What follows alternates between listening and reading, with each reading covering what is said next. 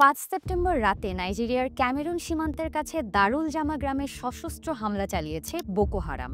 মৃতের সংখ্যা নিয়ে ভিন্ন ভিন্ন তথ্য পাওয়া যাচ্ছে। সরকারপন্থী একটি মিলিশিয়ার কমান্ডার বাবাগানা ইব্রাহিম বার্তা সংস্থা এএফপিকে জানিয়েছেন, নিহতদের সংখ্যা ৫৫ জন, এর মধ্যে ৬ জন সেনাও রয়েছেন। বোকো হারাম নাইজেরিয়ার উত্তর পূর্বাঞ্চলে সক্রিয় একটি সশস্ত্র গোষ্ঠী।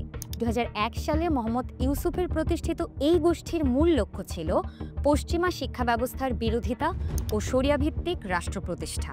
তাদের ভাষায় পশ্চিমা শিক্ষা ব্যবস্থা মুসলমানদের দুর্নীতিগ্রস্ত করে তোলে। যাত্রার শুরুতে সম্পূর্ণ অহিংস ও অরাজনৈতিক দল হিসেবে নাইজেরিয়ার কয়েকটি অঞ্চলে আধিপত্য বিস্তার করে বোকো হারাম।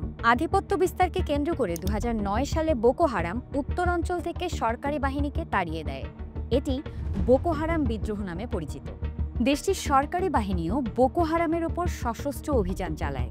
নেতা ইউসুফ সহ ৮০০-এর বেশি সদস্য নিহত হওয়ার পর সংগঠনটি ক্রমে ভয়ঙ্কর সশস্ত্র গোষ্ঠীতে রূপ নেয়। ২০০৯ সাল থেকে উত্তর পূর্ব নাইজেরিয়ায় খেলাফত প্রতিষ্ঠার জন্য তাদের লড়াই এখন পর্যন্ত চলমান। ২০১৫ সালে ইসলামী খেলাফত প্রতিষ্ঠার প্রতি সমর্থন জানিয়ে আর এক সশস্ত্র সংগঠন ইসলামিক স্টেটের প্রতি আনুগত্য জানায় বোকো হারাম। ২০১৬ সালে দলটি ভেঙে গিয়ে একটি অংশ আইএসডব্লিউএপি নামে আলাদা সংগঠন গঠন করে।